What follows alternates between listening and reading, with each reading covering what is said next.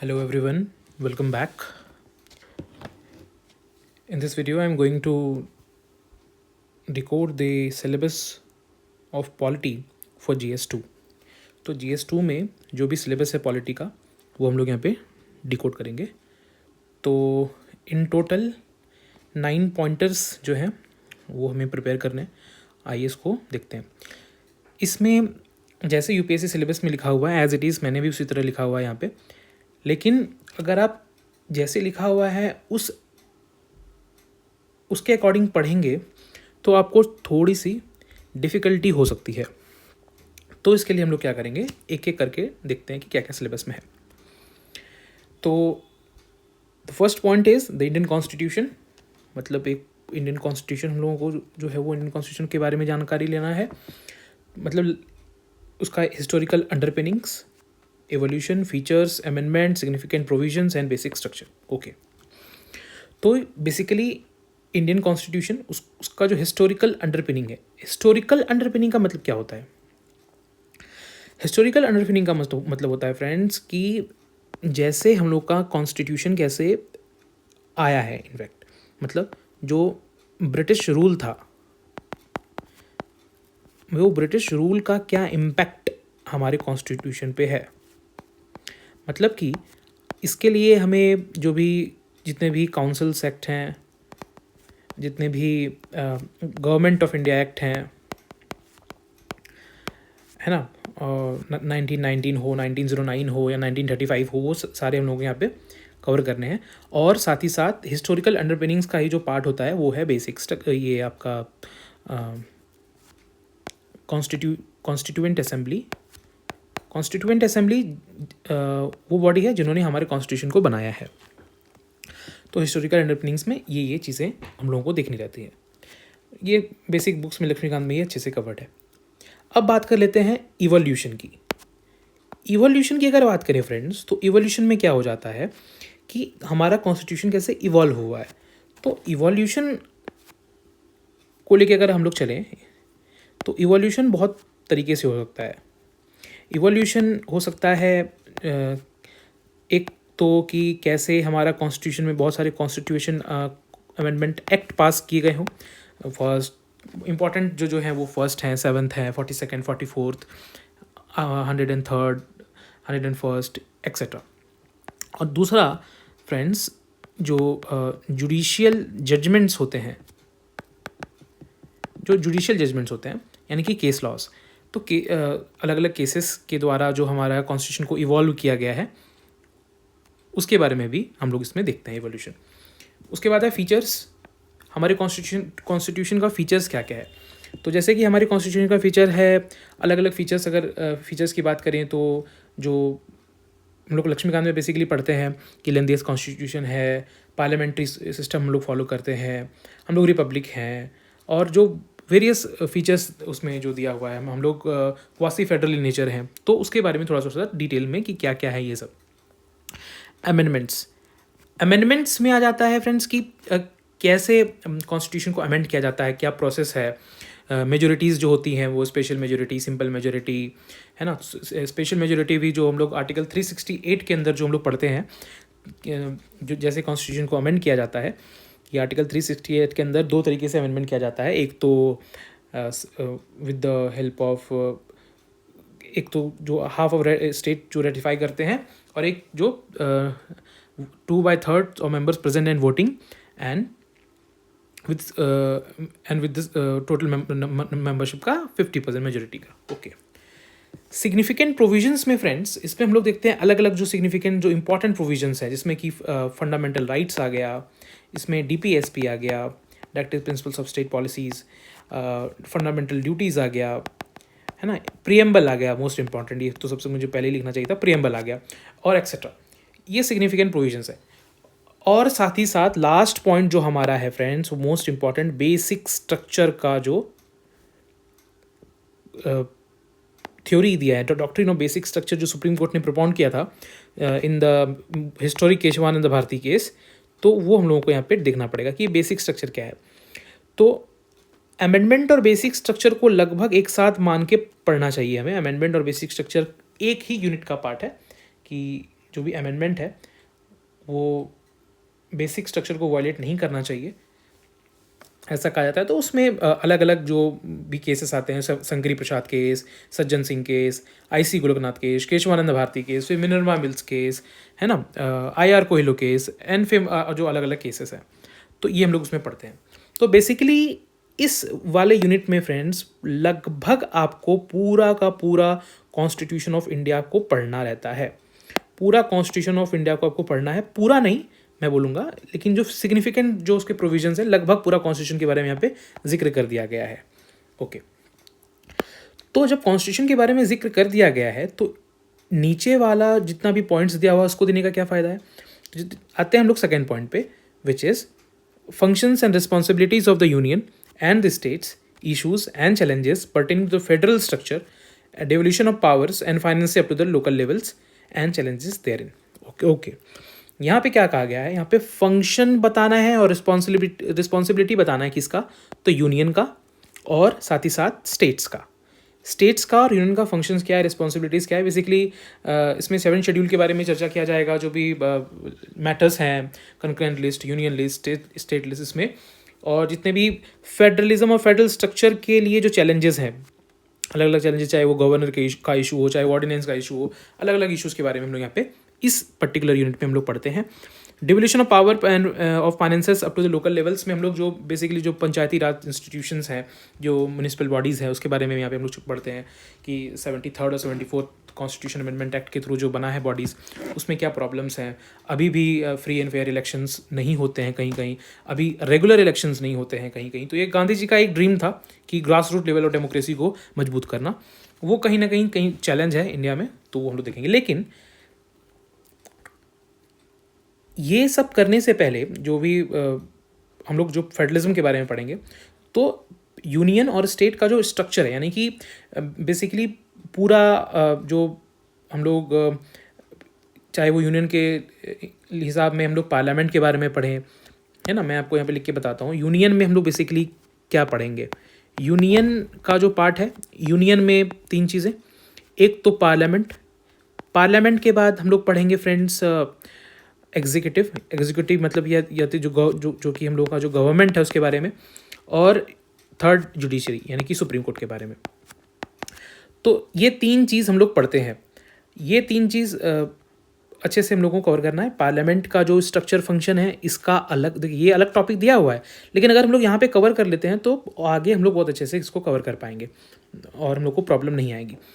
तो पार्लियामेंट का क्या फंक्शन है, पार्लियामेंट का क्या पावर्स है, प्रिविलेजेस है, इंडिविजुअल पार्लियामेंटरीज का रोल है, ये सब को हम लोग को पढ़ना रहता है। तो और ये सब हम लोग कैसे जानेंगे कि क्या पढ़ना है, तो PYQ will rescue you. PYQs के को अगर दिमाग में रखते हुए हम लोग चलें तो डेफिनेटली हम लोग इसको कवर कर पाएंगे। फिर सिंपली फिर वही जो एग्जीक्यूटिव का पार्ट है, एग्जीक्यूटिव में जो गवर्नमेंट है, प्रेसिडेंट का अपॉइंट, जो प्रेसिडेंट होते हैं उनका इलेक्शन, जो प्राइम मिनिस्टर होते हैं उनका इलेक्शन, जो कैसे अदर काउंसिल ऑफ मिनिस्टर्स को अपॉइंट किया जाता है, कैबिनेट सिस्टम का जो प्रॉब्लम्स है, इंडिविजुअल पार्लियामेंटेरियंस का रोल जो घट रहा है, वो सब मिला के चलते हैं उसके बारे में। फिर पढ़ते हैं तीसरा में हम लोग जुडिशरी के बारे में, सुप्रीम कोर्ट के बारे में। इसमें अलग अलग केसेस की कॉलेजियम सिस्टम का प्रॉब्लम क्या है, सुप्रीम कोर्ट में जजेस को अपॉइंट कैसे किया जाता है, और जो अलग अलग इश्यूज़ क्या हैं जुडिशरी को लेकर, जुडिशियल पेंडेंसी केसेस, जो भी पेंडिंग केसेस हैं उसके बारे में हम लोग यहाँ पे डिटेल में डिस्कस करते हैं। सेम स्टेट के बारे में भी डिस्कस करेंगे हम लोग। स्टेट के बारे में क्या क्या पढ़ते हैं, तो सेम स्टेट लेजिस्लेचर के बारे में पढ़ते हैं। जहाँ पे असेंबली है वो असेंबली के बारे में, जहाँ पे काउंसिल भी है तो काउंसिल के बारे में पढ़ेंगे। उसके बाद स्टेट गवर्नमेंट जो एग्जीक्यूटिव है उसके बारे में पढ़ते हैं, स्टेट गवर्नमेंट या स्टेट एग्जीक्यूटिव के बारे में पढ़ते हैं। इसमें काउंसिल मिनिस्टर का रोल क्या है ना। गवर्नर का रोल यहाँ पे बहुत ही ज़्यादा कंट्रोवर्शियल हो जाता है, तो गवर्नर के रोल के बारे में पढ़ेंगे। और हाई कोर्ट्स के बारे में हम लोग यहाँ पे पढ़ेंगे। हाई कोर्ट्स के बारे में जो हम लोग पढ़ेंगे फ्रेंड्स, हाई कोर्ट्स का सेम इशू क्या है, क्या चैलेंजेस हैं, कैसे अपॉइंट किया जाता है, वो सब यहाँ पे हम लोग देखेंगे स्टेट के लिए। उसके बाद फ्रेंड्स देखिए, यहाँ पे हम लोगों ने यूनियन कर लिया है, यूनियन का लेजिस्लेटिव ऑर्गन कर लिया है, एग्जीक्यूटिव ऑर्गन कर लिया है, जुडिशियल ऑर्गन कर लिया है, यहाँ पे भी हम लोगों ने सारा कर लिया है।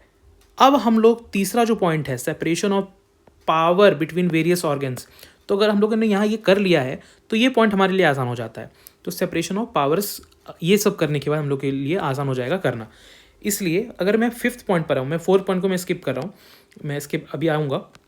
अगर हम लोग 5th पॉइंट पे आ जाते हैं कि parliament, state legislature, structure, function, conduct of business, power, privileges और उसका चैलेंजेस क्या क्या है and issues arising out of this. ये फ्रेंड्स मैं पॉइंट 5 को पॉइंट 3 के साथ मैं पढ़ रहा हूँ, पॉइंट 2 के साथ मैं पढ़ रहा हूँ, ताकि एक आसानी हो हम लोगों को पढ़ने में। तो सेपरेशन ऑफ ये यूनियन और स्टेट पढ़ने के बाद अगर और जुडिशरी पढ़ने के बाद अगर हम लोग फिर यूनियन का भी executive organ, legislative organ, judicial organ और स्टेट का भी सेम पढ़ने के बाद तो हम लोग को सेपरेशन ऑफ पावर, और सेपरेशन ऑफ पावर के साथ साथ जो हम लोग का एक टॉपिक है इसमें चेक्स एंड बैलेंसेस का, वो हम लोग पढ़ लेते हैं। इस पर क्वेश्चन भी आता रहता है। फिर तो हम लोगों ने देख लिया कि हम लोगों ने यहाँ पे पहला ये कवर कर लिया, दूसरा कवर कर लिया, तीसरा कवर कर लिया है और पांचवा भी हम लोगों ने कवर कर लिया, क्योंकि पार्लियामेंट मैंने यहीं पे आपको बता दिया था कि यहाँ पे हम लोग ये पढ़ेंगे, और स्टेट लेजिस्लेचर भी यहाँ पे हम लोग ये इसमें हम लोगों ने देख लिया है। ओके, अब फ्रेंड्स ये करने के बाद सेपरेशन ऑफ पावर ईजी हो जाता है, तो ये खत्म हो गया। 6th पॉइंट पर अगर हम लोग आते हैं तो ये भी लगभग हो ही गया है। Structure, organisation, functioning of the executive, judiciary, ministries और departments, government, ministries and departments of the government. यहाँ पे फ्रेंड्स क्या है कि आप लोगों ने पहले ही देख लिया है कि प्रेसिडेंट का इलेक्शन कैसे होता है, प्राइम मिनिस्टर कैसे इलेक्ट होते अपॉइंट किया जाता है प्राइम मिनिस्टर को, काउंसिल ऑफ मिनिस्टर्स को कैसे अपॉइंट किया जाता है on the advice of the prime minister appointed by the president. वो सब लोगों ने पहले देख लिया क्या फंक्शनिंग है, अलग अलग डिपार्टमेंट्स हैं, पार्लियामेंट्री कमिटीज़ है, उसके बाद फिर कैबिनेट कमिटीज़ जो होती हैं उसके बारे में, अलग अलग गवर्नमेंट डिपार्टमेंट्स के बारे में कि हम लोग पढ़ेंगे। और साथ ही साथ एग्जीक्यूटिव के साथ यहाँ एक वर्ड ऐड किया गया है, जुडिशरी। जुडिशरी के बारे में भी हम लोग फ्रेंड्स यहाँ पे पढ़ते हैं, और जुडिशरी के बारे में जैसे मैंने बताया पहले ही हम लोग अगर पढ़ चुके हैं तो यहाँ पे हम लोग को आसान हो जाएगा। तो ये भी टॉपिक हम लोगों ने पढ़ लिया है। एक प्रॉब्लम यहाँ पे क्या है कि हम लोगों ने 2 टॉपिक नहीं देखा है, एक यहाँ पे डिस्प्यूट रेड्रेसल मैकेनिज्म के बारे में, और यहाँ पे एक टॉपिक अभी हम लोगों ने नहीं देखा है, ये जो प्रेशर ग्रुप्स और फॉर्मल इनफॉर्मल एसोसिएशंस हैं इसके बारे में। तो डिस्प्यूट रेड्रेसल मैकेनिज्म जो अलग अलग जो हैं, जैसे कि देखिए जुडिशरी भी एक डिस्प्यूट रेड्रेसल मैकेनिज्म है, लेकिन एडीआरस भी आते हैं, अल्टरनेट डिस्प्यूट रेड्रेसल मैकेनिज्म, एडीआरस। एडीआरस में ट्राइब्यूनल्स के बारे में हम लोग पढ़ते हैं, और अलग अलग जो बॉडीज़ अलग अलग जो ट्राइब्यूनल्स बैठता है उसके बारे में हम लोग यहाँ पे पढ़ते हैं, लोक अदालत के बारे में पढ़ते हैं, ग्राम न्यायालयाज के बारे में पढ़ते हैं। उसके बाद फ्रेंड्स ये जो पॉइंट नंबर 6 में formal pressure groups, informal associations के बारे में, रूल ऑफ पॉलिटी के बारे में जो ये इसमें पढ़ते हैं, ये जो जैसे कि किसान आंदोलन हो रहा है, तो किसान आंदोलन क्या है, एक इनफॉर्मल ग्रुप है जो कि गवर्नमेंट को प्रेशर बना रहा है ताकि वो डिसीजन ले सके पॉलिटी में, वो सब के बारे में। ओके, अभी मैंने ये चौथा पॉइंट मैंने अभी नहीं बताया है, अभी मैं उस पर आ रहा हूँ। फिर पढ़ते हैं salient features of the representation of peoples act. Representation of peoples act 1950 भी यहाँ पे है, और 51 भी है, 1951 में भी आया था। तो इसके बारे में हम लोग डिटेल में डिस्कस करते हैं कि सेलिएंट फीचर्स क्या है रिप्रेजेंटेशन ऑफ पीपल्स एक्ट का, इलेक्शन का चैलेंजेस क्या है ना, क्रिमिनलाइजेशन ऑफ पॉलिटिक्स हो रही है, कैसे पावर्स को मिसयूज़ किया जाता है, वो सब पढ़ते हैं। फिर हम लोग पढ़ते हैं appointment to various constitutional post, powers, functions, responsibilities of the various constitutional bodies. तो कॉन्स्टिट्यूशनल बॉडीज़ जो हम लोग लक्ष्मीकांत में पढ़ते हैं वो सब पढ़ेंगे ही, साथ ही साथ उसमें शायद किसी में चैलेंजेस नहीं दिया रहता है, तो हम लोग को अलग से उसका चैलेंजेस और वे फॉरवर्ड, ये हम लोग को उसमें ऐड करना रहेगा, चैलेंजेस एंड वे फॉरवर्ड। साथ ही साथ PYQs अगर आप देखते चलेंगे तो आपको पता चलेगा कि आप अपने नोट्स में क्या ऐड कर सकते हैं। देखिए हर एक टॉपिक का आपके पास नोट्स होना चाहिए, हर एक टॉपिक, हर जितना भी टॉपिक लिखा है, लेकिन हाँ बड़ा जो टॉपिक है जैसे कि फंडामेंटल राइट्स, अब बोलेंगे कि फंडामेंटल राइट्स पर नोट्स कैसे बनाया जाए। तो फंडामेंटल राइट्स में कोई हर एक टॉपिक नहीं आता है, स्पेशली 2 टॉपिक ज़्यादातर आते हैं, एक आर्टिकल 19 के बारे में आता है, एक आर्टिकल 21 के बारे में आता है, right to life and personal liberty, और जो भी 6 फ्रीडम्स हैं, राइट टू फ्रीडम के बारे में आता है। ओके, उसके बाद statutory, regulatory and various quasi judicial bodies. तो ये जो पॉइंट है, रेगुलेटरी बॉडीज़ बहुत सारी हैं, IDRI है, सेबी है, RBI है, ये सब के बारे में। जो स्टैट्यूटरी बॉडीज़ कुछ हैं उनके बारे में, जो बेसिकली जो नॉन कॉन्स्टिट्यूशनल बॉडीज़ आप है उसमें वो सब आप पढ़ सकते हो। स्टैट्यूटरी बॉडीज़ मतलब क्या होता है, बाय लॉ एस्टैब्लिश जो किया गया है वो सब के बारे में, और बहुत सारे क्वासी जुडिशियल बॉडीज़। तो जो ADRs पढ़ेंगे ना, तो ये ADRs में ही आपका कवर हो गया है, quasi judicial bodies. Last friends क्या आ जाता है टॉपिक, वो है comparison of the Indian constitution scheme with that of the other countries. यहाँ पे आप एक चीज़ गौर करेंगे, मैं इस पर मैं थोड़ा सा एक डिटेल डालना चाहूँगा कि जो यहाँ पे कहा गया है कि कंपैरिजन करना है, आपको कंपैरिजन करना है। कंपैरिजन किसको करना है? तो कंपैरिजन करना है कॉन्स्टिट्यूशनल स्कीम्स का, ना कि कॉन्स्टिट्यूशन का। मतलब कि एक ओवरऑल पिक्चर का कंपैरिजन करना है, ना कि एक डिटेल में जाके। जैसे कि मैं आपको बताऊं तो कॉन्स्टिट्यूशनल स्कीम का जो कंपैरिजन आया है वो बेसिकली 3 कंट्रीज का ही अभी तक पूछा गया है। एक तो पूछा गया है यूके, क्योंकि ब्रिटिशर्स की वजह से जो हम लोगों ने ज़्यादातर हमारा जो पॉलिटिकल सिस्टम, पॉलिटिकल ऑर्गेनाइजेशन है वो यूके से प्रभावित है, तो वहाँ से। दूसरा है यूएस। तो यूएस में अलग अलग, जैसे कि वहाँ पे प्रेसिडेंशियल फॉर्म ऑफ गवर्नमेंट है, तो उसके बारे में वो सब। और तीसरा है फ्रांस। एक बहुत इंपॉर्टेंट पीवाईक्यू आया था मेंस में कि what can France learn from Indian model of secularism. तो उसके बारे में तो वहाँ पे पॉजिटिव और नेगेटिव सेक्युलरिज्म के बारे में हम लोग चर्चा करते हैं कि कैसे हमारा कॉन्स्टिट्यूशनल एम्पावर किया है स्टेट को कि आप रिफॉर्म, रिलीजियस रिफॉर्म ला सकते हैं जो रिफॉर्म के लिए रिलीजन में। तो वो पॉजिटिव मॉडल ऑफ सेक्युलरिज्म हम लोग यहाँ पे फॉलो करते हैं। तो अल्टरनेट ईयर्स में ऐसे उसको पूछा जाता है, लेकिन हर एक साल क्वेश्चन नहीं आता है। अगर मान लीजिए कुछ इंपॉर्टेंट डेवलपमेंट हुआ यूके में या यूएस में या फ्रांस में, तभी यहाँ पे क्वेश्चन आ जाता है। जैसे हिजाब वाला इशू हुआ था फ्रांस में, तो ये क्वेश्चन आया था यहाँ पे। उसी तरह प्रेसिडेंट ऑफ इंडिया का जो इलेक्शन हुआ था, उसी तरह तो उसको पूछ दिया कि यूएस से कैसे वो अलग है। फिर यूके में भी जो हम लोग जो यूके का भी हम लोगों ने बहुत सारा स्कीम उठाया है, लेकिन उसको एक अपने एक एंगल में हम लोग ने उसको अपने इंडियन इन्वायरमेंट में अडॉप्ट करके हम लोगों ने यहाँ पे अपनाया। तो उसके लिए ये कंपैरिजन यहाँ पे किया जाता है। आपको जिम्बाब्वे का कॉन्स्टिट्यूशन को कंपेयर करने के लिए नहीं कहा जाएगा कभी भी। यही 3 मेन कंट्रीज हैं जिसको कि अभी तक के लिए फिलहाल पीवाईक्यू के हिसाब से कहा गया है। तो this was all about the syllabus of polity for GS2। तो मैं एक लास्ट में आपको मैं बता देता हूँ कि आप कैसे कैसे इसको कंप्लीट करेंगे। तो आप स्टार्ट कर सकते हैं, मैं बताता हूँ आपको। आप स्टार्ट कर सकते हैं प्रियम्बल से। प्रियम्बल से स्टार्ट करने के बाद आप जा सकते हैं कुछ, अगर टेरिटरी के बारे में पढ़ना है, आर्टिकल 1, 2, 3, 4 के बारे में पढ़ना है तो आप वो देख सकते हैं। उसके बाद फंडामेंटल राइट्स के बारे में आप पढ़ सकते हैं, DPSP के बारे में, फंडामेंटल ड्यूटीज़ के बारे में। ये करने के बाद फ्रेंड्स आप कर सकते हैं यूनियन। तो यूनियन एक हेडिंग देके यूनियन के अंदर आप पार्लियामेंट का पूरा पार्ट पढ़ सकते हैं। आप एग्जीक्यूटिव जो ब्रांच है, जिसमें कि प्रेसिडेंट, प्राइम मिनिस्टर, जो गवर्नमेंट का ब्रांच है वो पढ़ सकते हैं। और सुप्रीम कोर्ट्स के बारे में जो जुडिशियल ब्रांच है वो पढ़ सकते हैं। सेम आप इसका चैलेंजेस भी साथ साथ करना है, उसमें लिखा हुआ है। सेम आप स्टेट के हिसाब से भी करेंगे। स्टेट्स में भी जो असेंबली होगी, लेजिस्लेटिव असेंबलीज़ के बारे में पढ़ेंगे। जहाँ पे काउंसिल है वहाँ काउंसिल के बारे में पढ़ेंगे। फिर जो उसका गवर्नमेंट, कैसे गवर्नर अपॉइंट किया जाता है, क्या इशू है गवर्नर का, वो सब। और फिर जुडिशरी के बारे में आप पढ़ेंगे। हाई कोर्ट्स में यहाँ पे सुप्रीम कोर्ट यहाँ पे यूनियन में, और हाई कोर्ट्स यहाँ पे जुडिशरी में। ओके, अब और इसके बाद वाला जो है वो सब हम लोग चर्चा करेंगे आगे। ये करने के बाद आप सेपरेशन ऑफ पावर कर सकते हैं, बहुत ईजी है ये। अगर आप कर लेते हैं फिर सेपरेशन ऑफ पावर बहुत ईजी हो जाता है, क्योंकि आपने सारा कुछ पढ़ा हुआ है। सेपरेशन ऑफ पावर के साथ साथ हम लोग जो मॉडल फॉलो करते हैं वो चेक्स एंड बैलेंसेस का मॉडल फॉलो करते हैं, वो सब भी आप वहाँ पे देख सकते हैं। तो आपका ये भी टॉपिक कवर हो जाएगा। ये फ्रेंड्स, ये करने के बाद आप रोपा कर सकते हैं, रिप्रेजेंटेशन ऑफ पीपल्स एक्ट। उसके बाद constitutional bodies, non constitutional bodies, और लास्ट में comparison of Indian constitution scheme with that of the other countries. तो ये टोटल रहा सिलेबस। अगर आपने यहाँ तक देखा है तो थैंक यू सो मच। और आगे मैं जो भी मैं डेली पढ़ूंगा उसको मैं यहाँ के रिवाइज़ करूँगा। देखिए, मेरा मकसद आपको पढ़ाना नहीं है। मेरा मकसद है कि मैं रिवाइज़ तो करता ही हूँ, मैं दिन भर में जो पढ़ता हूँ उसको मैं कहीं लिख लेता हूँ, तुमसे रिकॉर्ड करके इसमें डाल देता हूँ, ताकि मैं बाद में भी देख सकूँ। और अगर आपको कुछ हेल्प हो सके तो आप ले सकते हैं इससे। मैं कोई टीचर नहीं हूँ, टीचर मुझसे बहुत अच्छे अच्छे टीचर्स हैं। मैं टीचर तो हूँ ही नहीं, कोई कंपेरिजन ही नहीं है। Thank you so much friends, meet you again.